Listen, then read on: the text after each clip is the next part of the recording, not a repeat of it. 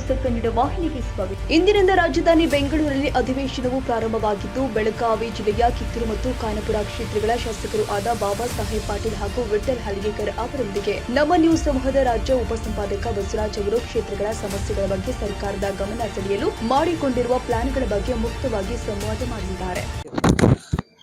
ಇವತ್ತು ಕಿತ್ತೂರು ಕ್ಷೇತ್ರದ ಜನಪ್ರಿಯ ಶಾಸಕರಾಗಿರುವಂತಹ ಶ್ರೀ ಬಾಬಾ ಸಾಹೇಬ್ ಪಾಟೀಲ್ ಅವರು ನಮ್ಮ ಪತ್ರಿಕಾ ಸಮ್ಮುಖ ಸಿಕ್ಕಿದ್ದಾರೆ. ವಿಶೇಷವಾಗಿ ನಾಳೆಯಿಂದ ಒಂದ್ ರೀತಿ ಅಧಿವೇಶನದಲ್ಲಿ ಭಾಗಿಯಾಗ್ತಾವ್ರೆ. ಕ್ಷೇತ್ರದ ಸಮಸ್ಯೆಗಳಿಗೆ ಸಂಬಂಧಿಸಿದಂತೆ ಮತ್ತೆ ಸಾಕಷ್ಟು ಒಂದ್ ರೀತಿ ಕಪ್ಪು ಚುಕ್ಕೆ ಪ್ರಶ್ನೆಗಳಿಗೆ ಸಂಬಂಧಿಸಿದಂತೆ ಕೆಲವು ಅಭಿಪ್ರಾಯ ಹಂಚ್ಕೊಳ್ಳೋಣ. ಸರ್ ನಮಸ್ತೆ. ವಿಶೇಷವಾಗಿ ಬೆಂಗಳೂರಿನಲ್ಲಿ ವಿಶೇಷವಾಗಿ ಅಧಿವೇಶನದಲ್ಲಿ ಭಾಗಿಯಾಗ್ತಾ ಇದ್ದೀರಾ. ವಿಶೇಷವಾಗಿ ಕ್ಷೇತ್ರಕ್ಕೆ ಸಂಬಂಧಿಸಿದಂತೆ ಸಾಕಷ್ಟು ಸಮಸ್ಯೆಗಳನ್ನ ಮಾಡ್ತಾ ಇದ್ದೀರಾ, ನಾಳೆ ಭಾಗವಹಿಸ್ತಾ ಇದ್ದೀರಾ, ಏನೇನು ಪ್ಲಾನ್ ಹಾಕೊಂಡಿದ್ದೀರಾ? ಡೆಫಿನೆಟ್ಲಿ ನಮ್ಮ ಕ್ಷೇತ್ರದಲ್ಲಿ ಹಲವಾರು ಸಮಸ್ಯೆಗಳದಾವ. ಭಾಳಷ್ಟು ದಿನಗಳಿಂದ ಬೇಕಾದಂಥ ಸೌಲಭ್ಯಗಳಾಯ್ತು, ಸ್ವಲ್ಪ ಆಫೀಸಸ್ ಆಯ್ತು, ಇವಾಗ ಅವ್ರ ಬಗ್ಗೆ ಈಗಾಗಲೇ ಪ್ರಶ್ನೆಗಳನ್ನ ಹಾಕಿದ್ದೀವಿ. ಅವಕ್ಕೆ ಸರ್ಕಾರ ಉತ್ತರ ಕೊಟ್ಟಿದೆ. ಹೋದ ಸಲನೂ ಈ ಸಲ ಕೂಡ ಒಂದು ಪಾಸಿಟಿವ್ ಇದರಲ್ಲಿ ಪ್ರೊಸೆಸ್ ಆಗಿದಾವೆ. ಒಂದೊಂದಾಗಿ ತಾಲೂಕಿನ ಮಟ್ಟದಲ್ಲಿ ಆಫೀಸರ್ಸ್ಗಳು ತರುವಂಥದ್ದಾಗಲಿ, ಮೂಲಭೂತ ಸೌಕರ್ಯಗಳನ್ನು ಎಲ್ಲೆಲ್ಲಿ ವಂಚಿತವಾದಂಥ ಹಳ್ಳಿಗಳದಾವು ಅಲ್ಲಿ ತರಬೇಕು ಪ್ರಯತ್ನ ಮಾಡಕತ್ತಿದ್ದಾರೆ. ವಿಶೇಷವಾಗಿ ತಮ್ಮ ಅವಧಿಯಲ್ಲಿ ಒಂದ್ ರೀತಿ ಇತಿಹಾಸದಲ್ಲಿ ಪುಟಗಳು ಉಳಿತೇವೆ ಸರ್. ಈ ಬಾರಿ ಒಂದ್ ರೀತಿ ಕಿತ್ತೂರು ನಾಡಿ ಅಂತಕ್ಕಂಥದ್ದು ಕಿತ್ತೂರು ರಾಣಿ ಚೆನ್ನಮ್ಮ ಅವರು ಬ್ರಿಟಿಷರ ಸಾಕಷ್ಟು ಧ್ವನಿ ಎತ್ತಕ್ಕಂಥವ್ರು 200ನೇ ವರ್ಷಕ್ಕೆ ಕಾಲಿಡ್ತಾ ಇದೆ ಸರ್. ವಿಶೇಷವಾಗಿ ಕೇಂದ್ರ ಸರ್ಕಾರದಿಂದ ಒಂದ್ ರೀತಿ ಸಾಕಷ್ಟು ಮಾಡ್ಬೇಕು ಅಂತ ಕಳೆದ ಬಾರಿ ಚರ್ಚೆ ಆಗಿತ್ತು. ಇಂಥ ಸಂದರ್ಭದಲ್ಲಿ ಈ ಬಾರಿ ಏನಾದ್ರು ಧ್ವನಿ ಎತ್ತಿರ ಸರ್? ಡೆಫಿನೆಟ್ಲಿ ಎತ್ತೀನಿ. ಯಾಕಂದ್ರೆ ಕಳೆದ ಬಾರಿ ಕೂಡ ಎತ್ತಿದ್ದೀನಿ. ಅದಾದ್ಮೇಲೆ ಸನ್ಮಾನ್ಯ ಮುಖ್ಯಮಂತ್ರಿಗಳು ಕೂಡ ಒಂದು 2 ಸಲ ಮನವಿನೂ ಕೂಡ ಮಾಡ್ಕೊಂಡಿದ್ದೀನಿ. ಆ ಥರನಾಗಿ ಅವರು ಕೂಡ ಈ ಪ್ರಾಧಿಕಾರದ ವತಿಯಿಂದ ಏನು ಕೊಡಬೇಕಾದಂಥ ಅನುದಾನ, ಕೋಟೆ ಅಥವಾ ಚೆನ್ನಮ್ಮನ ಐತಿಹಾಸಿಕ ಸ್ಥಳಗಳನ್ನ ಪುನಶ್ಚೇತನ ಜೀರ್ಣೋದ್ಧಾರ ಮಾಡೋ ಸಲುವಾಗಿ ಫಂಡ್ಸ್ ಕೂಡ ಸ್ವಲ್ಪ ಮೀಸಲಿಟ್ಟಿದ್ದಾರೆ. ಅದು ಸಾಕಾಗೋದಲ್ಲ, ಇದೊಂದು ಡ್ರೈವ್ ಆಗಬೇಕು. ಒನ್ಸ್ ಫಾರ್ ಆಲ್ ಒಮ್ಮೆ ಆದ್ರೆ ಅದಕ್ಕೊಂದು ಮೆರಗು ಬರ್ತೈತೆ ಅನ್ನುವಂಥ ರೀತಿಯಲ್ಲಿ ಹೇಳಿದ್ದೀನಿ. ಅವರು ಸ್ಪಂದನೆ ಕೂಡ ಮಾಡಿ ಈಗಾಗಲೇ ಒಂದು ಮೀಟಿಂಗ್ ಕೂಡ ಮಾಡಿದರು. ಫಸ್ಟ್ ವೀಕ್ ಆಫ್ ಆಗಸ್ಟ್ ಕೂಡ ಮೀಟಿಂಗ್ ಅರೇಂಜ್ ಮಾಡ್ತೀವಿ ಅಂತಂದರು.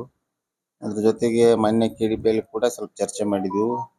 ನಾನೊಬ್ಬನೇ ಅಲ್ಲ, ಚೆನ್ನಮ್ಮ ಕಿತ್ತೂರಿಗೆ ಸೀಮಿತ ಇದ್ದಂಥವಳಲ್ಲ, ಜಿಲ್ಲೆಗೆ ಬಡೇ ನಾಡಿ ಇದ್ದಂಥ ಎಲ್ಲ MLC MLA ಕೂಡ ಒಂದು ನಿಯೋಗ ಮಾಡ್ಕೊಂಡು ಮುಖ್ಯಮಂತ್ರಿ ಅವ್ರಿಗೆ ಭೇಟಿಯಾಗಿ ಏನೇನು ಮಾಡಬೇಕು ಅನ್ನುವಂಥ ಚರ್ಚೆ ಮಾಡುವಂಥದ್ದು ಮಾಡಿದೆವು. ಡೆಫಿನೆಟ್ಲಿ ನಮ್ಮ ಜಿಲ್ಲಾ ಮಂತ್ರಿಗಳು ಕೂಡ ಅದಕ್ಕೆ ಸಹಕಾರ ಕೊಟ್ಟು ಹೋಗಿ ಭೇಟಿಯಾಗಿ ಅದನ್ನು ಎಕ್ಸ್ಪ್ಲನೇಷನ್ ಕೊಟ್ಟು ಬರೋಣ ಅಂತ ಹೇಳಿದ್ದಾರೆ. ಬಹುತೇಕ ಈ ಅಧಿವೇಶನದಲ್ಲಿ ಅದನ್ನು ಮಾಡ್ತೀವಿ. 200ನೇ ವರ್ಷಕ್ಕೆ ಕಾಲಿಡ್ತಾ ಇದೆ ಸರ್. ಕೇಂದ್ರ ಸರ್ಕಾರದಿಂದನೂ ಸಹ ಸ್ವಲ್ಪ ನಿಮ್ಮ ಸಹಕಾರ ಬೇಕು, ಮತ್ತೆ ವಿಶೇಷವಾಗಿ ಸಂಸದರ ಸಹಕಾರ ಬೇಕು ಅಂತ ಇದಿದೆ ಸರ್. ವಿಶೇಷವಾಗಿ ಕೇಂದ್ರ ಸರ್ಕಾರದ ಅನುದಾನ ಪ್ಲಸ್ ಸಂಸದರದ ಒಂದ್ ರೀತಿ ಅನುದಾನ ನಿರೀಕ್ಷೆ ಮಾಡ್ತೀರಾ? ಅಲ್ಲ, ಆಗ್ರಹ ಡೆಫಿನೆಟ್ಲಿ ನಾನು ನಮ್ಮ ಸಂಸದರು ಕೂಡ ಮಾಡಬೇಕು, ನಾವು ಕೂಡ ಮಾಡಬೇಕು. ಅವ್ರ ಹಂತದಲ್ಲಿ ಅವ್ರು ಮಾಡಬೇಕು, ನನ್ನ ಹಂತದಲ್ಲಿ ನಾ ಮಾಡಬೇಕು. ಡೆಫಿನೆಟ್ಲಿ ಅದನ್ನು ಮೀರಿ ಕೂಡ ಮೊನ್ನೆ ಲಾಸ್ಟ್ ವೀಕ್ ಹೋಗಿ ಗಡ್ಕರಿ ಅವ್ರಿಗೂ ಕೂಡ ಒಂದು ಮನವಿ ಪತ್ರ ಕೊಟ್ಟು ಬಂದಿದ್ದೆವು. ನ್ಯಾಷನಲ್ ಹೈವೇ ಓಡೋದ್ರಿಂದ ಹಿಸ್ಟಾರಿಕಲ್ ಪ್ಲೇಸ್ ಐತಿ, ಇದನ್ನ ಡೆವಲಪ್ಮೆಂಟ್ಗೆ ನೀವು ಕೂಡ ಸಹಕಾರ ಮಾಡಬೇಕು ಅಂತೇಳಿ ಡೆಫಿನೆಟ್ಲಿ ಅದಕ್ಕೆ I will consider this matter ಅಂತ ಹೇಳಿದ್ದಾರೆ. ಪಾಸಿಟಿವ್ ಆಗಿ ಹೇಳಿದಾರು. ನೋಡೋಣ ಅದು ಯಾವ ಥರ ನಮಗೆ ಅನುಕೂಲ ಮಾಡ್ತಾರೆ ಅನ್ನುವಂಥದ್ದನ್ನು ಕಾದು ನೋಡ್ಬೇಕಾಗಿತ್ತು. ಇನ್ನೊಂದು ಸಂತೋಷದಾಯಕ ಅಂದ್ರೆ ಮಾಸ್ಟರ್ ಪ್ಲಾನ್ ಅಂತಕ್ಕಂಥದ್ದು ಸಾಕಷ್ಟು ನೆನೆಗುದಿಗೆ ಬಿದ್ದಿತ್ತು ಕಿತ್ತೂರು ಪಟ್ಟಣಕ್ಕೆ. ತಾವು ವಿಶೇಷ ಮುತುವರ್ಜಿ ವಹಿಸಿ ಅಧಿಕಾರಿಗಳಿಗೆ ಒಂದ್ ರೀತಿ ಸಾಕಷ್ಟು ಪಟ್ಟು ಹಿಡಿದು ಮಾಡಿಸ್ತಾ ಇದ್ದೀರಾ. ಇವತ್ತು ಒಂದ್ ರೀತಿ ಅದು ಕಾರ್ಯರೂಪಕ್ಕೆ ಬಂದಿದೆ. ಇದ್ರ ಬಗ್ಗೆ ಏನಿಸ್ತದೆ ಸರ್? ಡೆಫಿನೆಟ್ಲಿ ಅಲ್ಲೇ ನಾನು ಅನ್ನೋಕ್ಕಿಂತ ಜನರಿಗೂ ಅದು ಬೇಕಾಗಿತ್ತು. ಡೆಫಿನೆಟ್ಲಿ ಎಲ್ಲೋ 1-2% ಮಂದಿ ಇದಿಲ್ಲ, ಇವನ್ ಎಲ್ಲ ಜನರು ಕೂಡ ಸಹಕಾರ ಕೊಟ್ಟಿದ್ದಾರೆ. ಸ್ವಲ್ಪ ಸಣ್ಣ 1-2 ಇನ್ಸಿಡೆಂಟ್ಸ್ ಬಿಟ್ಟರೆ ಬಹುತೇಕ ಯಾರಿಗೂ ಅದು ಬೇಡಾದ ರೀತಿಯಲ್ಲಿ ಇದ್ರಿಲ್ಲ.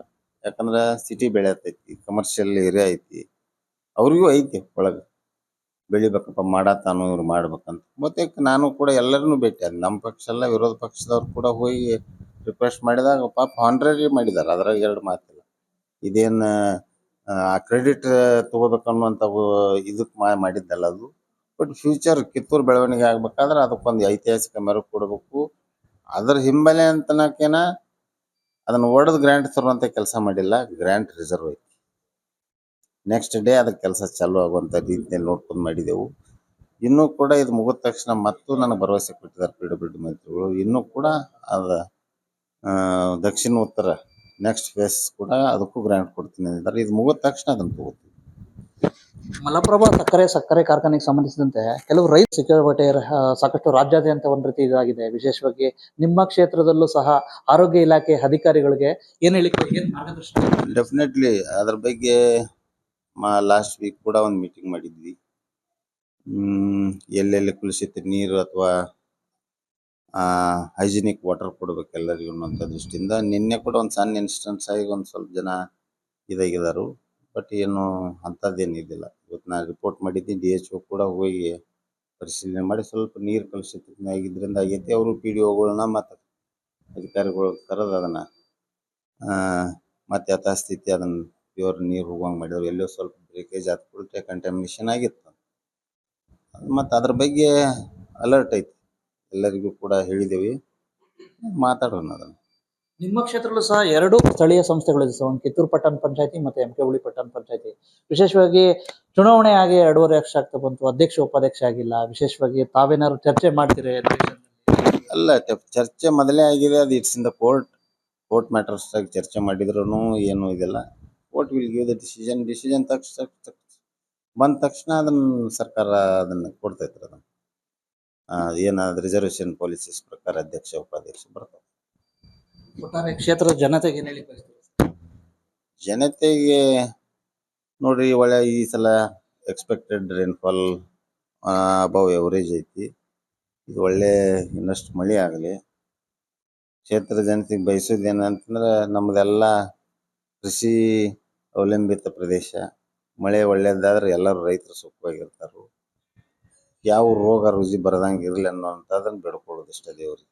ಇವಷ್ಟಾದ್ರೆ ಡೆಫಿನೆಟ್ಲಿ ರೈತರ ಜೀವನ ಆಶಾಭಾವನೆಗಾಗಿ ಒಂದು ಒಳ್ಳೆ ರೀತಿಯಿಂದ ಹೋಗ್ತೈತೆ. ಅದ್ರ ಜೊತೆ ಬೇಸಿಕ್ ಇನ್ಫ್ರಾಸ್ಟ್ರಕ್ಚರ್ ಕೊಡುವಂಥ ಕೆಲಸ ನಮ್ಮದು. ಬೇಕಾದಂಥವು ಸ್ವಲ್ಪ ರೋಡ್ಸ್ ಇರಲಿ, ಡ್ರೈನ್ಸ್ ಇರಲಿ, ಮತ್ತೊಂದು ಸಣ್ಣ ಸಣ್ಣ CDs, ಬ್ರಿಡ್ಜಸ್, ಮತ್ತು ಅವನ್ನ ಸರ್ಕಾರ ಹಂತದಲ್ಲಿ ಅದಾವು, ಥೋಡೆ ಸ್ಟಾರ್ಟ್ ಆಗಿದಾವು, ಸ್ಟಾರ್ಟ್ ಆಗೋ ಹಂತದಲ್ಲಿದ್ದಾವೆ. 1 by 1 ಆಗ್ತಾ ಹೋಗ್ತಾವೆ. ಇವಿಷ್ಟು ಒಟ್ಟಾರೆ ಗೊತ್ತಾಯ್ತಲ್ಲ. ಕಿತ್ತೂರು ಕ್ಷೇತ್ರದ ಜನಪ್ರಿಯ ಶಾಸಕರಾಗಿರ್ತಂತ ಶ್ರೀ ಬಾಬಾ ಸಾಹೇಬ್ ಪಾಟೀಲ್ ಅವರ ಅಭಿಪ್ರಾಯ. ನಮಸ್ಕಾರ, ಥ್ಯಾಂಕ್ ಯು ಬಸವರಾಜ್ ಸರ್. ಏನ್ ತಯಾರು ಮಾಡಿದ್ರಿ ಅದ ನಾ ಹಂಚ್ತೇವ್, ಅಷ್ಟ ನಮ್ದ ಕೆಲಸ. ವಿಧಾನಸಭಾ ಒಂದ್ ರೀತಿ ಇದು ಅಧಿವೇಶನ ಸ್ಟಾರ್ಟ್ ಆಗ್ತಾ ಇದೆ ಸರ್. ಕಳೆದ ಬಾರಿ ಒಂದ್ ರೀತಿ ಪರಿಣಾಮಕಾರಿಯಾಗಿ ಎತ್ತಿದ್ರಿ ಧ್ವನಿ. ಈ ಬಾರಿ ಆದ್ರೂ ಏನಾದ್ರು ಕ್ಷೇತ್ರದ ಸಮಸ್ಯೆಗಳಿಗೆ ಸಂಬಂಧಿಸಿದ ದೊಡ್ಡ ಏನ್ ಎಲ್ಲಾ ಸಮಸ್ಯೆ ಬಹಳ ಸಮಸ್ಯೆ ಅದ, 100ಕ್ಕಿಂತ ಹೆಚ್ಚು ಅದಾರ. ಮೇನ್ ಒಂದ ಗಮನ ಕೊಡ್ತೀವಿ, ಈಗ ಹೇಳಂಗಿಲ್ಲ. ಒಂದ್ ಅಧಿವೇಶನದಲ್ಲಿ 1-2 ಅಷ್ಟ. ಯಾಕ ಇದು ಒಂದ ಭಾರ ಅಂತ ಹೇಳ್ತಾರ ಮರಾಠಿದಲ್ಲಿ. ಭಾರ ಮಾಡಿದ್ರೆ ಏನೂ ಸಿಗಂಗಿಲ್ಲ. ಒಂದ್ ಅಷ್ಟ. ಈ ರೋಡ್ ಬೇಕು, 100 ರೋಡ್ ಅದಾರಿ, ಒಂದ ರೋಡ್ ಮಾಡ್ರಿ, ಇದ ಮಾಡ್ಬೇಕು. ಈ ಪ್ರಕಾರ ಮಾತಾಡ. ಈಗ ಲೋಕಸಮರದಲ್ಲಿ ವಿಶೇಷವಾಗಿ ನುಡಿದಂತೆ ನಡೆದಿದ್ದೀರಾ ಸರ್ ನೀವು. MP ಅವ್ರಿಗೆ ನುಡಿದಂತೆ ಲೀಡ್ ಗಳನ್ನ ತಗೊಂಡ್ ಕೊಟ್ಟಿದ್ದೀರಾ, ಅತಿ ಹೆಚ್ಚು ಲೀಡ್ ಗಳನ್ನ ಕೊಟ್ಟಿದ್ದೀರಾ ಸರ್. ವಿಶೇಷವಾಗಿ ಏನು ಲೋಕಸಭಾ ಸದಸ್ಯರು ಇದರಿಂದ ತುಂಬಾ ಆತ್ಮೀಯರು ಇದ್ದಾರೆ, ಅವರಿಂದ ಏನು ನಿರೀಕ್ಷೆಗಳು ಮಾಡ್ತೀರಾ ಸರ್ ಖಾನಾಪುರ ಕ್ಷೇತ್ರಕ್ಕೆ ಅಭಿವೃದ್ಧಿಗೆ ಸಂಬಂಧಿಸಿ? ಈಗ ನೋಡ್ರಿ, MP ಅಂದ್ರ ಇದು ಲೋಕಸಭೆನಲ್ಲಿ ದೇಶ ಬಗ್ಗೆ ಏನೇನ್ ಸಮಸ್ಯೆ ಬಗ್ಗೆ ಏನ್ ಕಾಯ್ದೆ ಮಾಡ್ಬೇಕು, ದೊಡ್ಡ ದೊಡ್ಡ ಪ್ರಾಜೆಕ್ಟ್ ಮಾಡ್ಬೇಕು, ಇದು ಕೆಲಸ ಅದ ಎಲ್ಲಾರಿಗೆ ಗೊತ್ತದ. ನಮ್ಮ MP ಇವರು ತೆಳಗಿಂದ ಅಂದ್ರ MLA 6 ಬಾರಿ MLA ಆಗಿ, ಶಿಕ್ಷಣ ಸಚಿವ ಆಗಿ, ಸ್ಪೀಕರ್ ಆಗಿ ಇವರು ಕೆಲಸ ಮಾಡಿದ್ರು. ಈ ಕರ್ನಾಟಕ ರಾಜ್ಯದಲ್ಲಿ ಎಲ್ಲೇ ಸಣ್ಣ ಸಣ್ಣ ಸಮಸ್ಯೆ ಅದಾರಲ್ಲ, ಇವ್ರಿಗೆ ಪಕ್ಕಾ ಗೊತ್ತದ. ಈಗ ನೋಡ್ರಿ, ಇವರು ಲಾಸ್ಟ್ ಟೈಮ್ ಭೇಟಿ ಮಾಡಿದ್ರು ನಮ್ ಖಾನಾಪುರ್ಗೆ. ಅಲ್ಲೇ ಒಂದ ಕಿಡ್ನಿ ಡಯಾಲಿಸಿಸ್ ಪೇಷಂಟ್ ಭೇಟ ಮತ್ತು ಇವರಿಗೆ ಒಂದು ಅಪ್ಲಿಕೇಶನ್ ಕೊಟ್ಟಿದ್ದೆ, ಸರ್ ನಮಗೆ ಡಯಾಲಿಸಿಸ್ ಇಲ್ಲೇ ಮಷಿನ್ ಸಮೀಪ ಮಾಡ್ರಿ, ನಾ ಬೆಳಗಾವ್ ಹೋಗಾಕ ಬರಾಕ ನಮ್ಮ ಕಡೆ ಪ್ರಾಬ್ಲಮ್ ಬರ್ತಾರೆ ಅಂತ ಒಂದು ಶಬ್ದ ಇವರು ಇನಲ್ಲಿ ಹಾಕಿದ ಮೇಲೆ 2 ದಿನದಲ್ಲಿ ಶಪಥ ಇವರು ತಗೊಂಡು ಒಂದು ಫೋನ್ ನಮಗೆ ಬಂತು, ನಿಮ್ಮ ಕ್ಷೇತ್ರದಲ್ಲಿ 2 ಡಯಾಲಿಸಿಸ್ ಮಷಿನ್ ಸ್ಯಾಂಕ್ಷನ್ ಆಯ್ತು, ನೀವು ಜಾಗ ಸಮಸ್ಯೆ ನೋಡ್ರಿ ಅದ ಉದ್ಘಾಟನೆ ಮಾಡೋದು ಅಂತ ಹೇಳಿದ್ರು. ಈಗ 12 ತಾರೀಕಿಗೆ ಇವರು ಡಯಾಲಿಸಿಸ್ ಮಷಿನ್ ಸ್ಟಾರ್ಟ್ ಆಗ್ತಾರೆ. ಅದ ಒಂದು ಎಕ್ಸಾಂಪಲ್ ಕೊಟ್ಟಿದ್ದು. ಮತ್ತು ಒಂದು ರೂಮ್ ಬಗ್ಗೆ, ಸ್ಕೂಲ್ ರೂಮ್ ಬಗ್ಗೆ 2 ರೂಮ್ ಈಗ ಸದ್ಯ ಆದೇಶ ಕೊಟ್ಟಿದ್ದೀವಿ. ಈ ಪ್ರಕಾರ ಇವರು MLA ಕೆಲಸ, ಲೋಕಸಭಾ ಕೆಲಸ ಗಿಂತ MLA ಕೆಲಸ ಚಲೋ ಮಾಡ್ತಾರಂತ ನಮ್ಗೆ, ನಮ್ಮ ಅರ್ಧ ಕೆಲಸ ಇವರು ಮಾಡ್ತಾರಂತ ನಮ್ಗೆ ಗ್ಯಾರಂಟಿ. ಕಳೆದ ಬಾರಿ ನಮ್ಮ ಪತ್ರಿಕಾಗೋಷ್ಠಿಯಲ್ಲಿ ಒಂದು ಅಭಿಪ್ರಾಯ ಮಾಡಿದೆ ಸರ್. ಮಾಜಿ ಶಾಸಕಿಯರಾಗಿರ್ತಕ್ಕಂಥ ಅಂಜಲಿ ನಿಂಬಾಳ್ಕರ್ ಅವರು ಪದೇ ಪದೇ ನನ್ನ ಒಂದು ಕ್ಷೇತ್ರಕ್ಕೆ ನನ್ನ ಅಧಿಕಾರದಲ್ಲಿ ಹಸ್ತಕ್ಷೇಪ ಮಾಡ್ತಾವ್ರೆ, ಅಧಿಕಾರಿಗಳ ಒಂದು ಇದ್ ಮಾಡ್ತಾವ್ರೆ ಮತ್ತೆ ಅಂತ ಹೇಳ್ಬಿಟ್ಟು ಇದ್ ಮಾಡಿದ್ರಿ. ಈಗ ಏನಾರು ಆ ಒಂದು ಟಾರ್ಚರು ಅಥವಾ ಹಸ್ತಕ್ಷೇಪ ನಿಂತಿದೆಯಾ?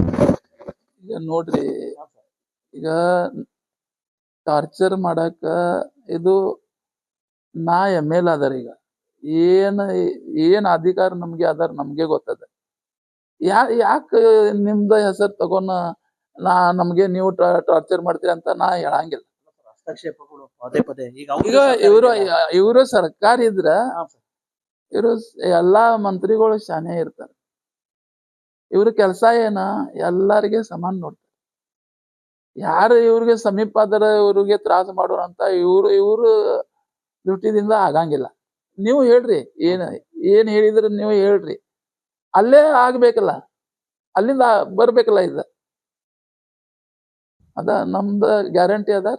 ಯಾರದು ಪಬ್ಲಿಕ್ ಸರ್ವೆಂಟ್ ಇರ್ತಾರೆ, ಲೋಕಪ್ರತಿನಿಧಿ ಇರ್ತಾರ, ಯಾರು ಹೇಳ್ತಾರ ಈ ಪ್ರಕಾರ ಮಾಡಂಗಿಲ್ಲ. ಯಾಕಂದ್ರೆ ನಾ ಶಪಥ ತಗೋತೇವೆ, ಅಲ್ಲೇ ಏನ್ ಶಪಥ ತಗೋತೇವೆ ನಿಮ್ಗೆ ಗೊತ್ತದ. ಈ ಪ್ರಕಾರ ಇವರು ಕೆಲಸ ಮಾಡ್ತಾರೆ, ಇವರು ಹೇಳಿದ ಪ್ರಕಾರ ಇವರು ಮಾಡ್ತಾರಂತ ನಾ ಆರೋಪ ಮಾಡಂಗಿಲ್ಲ.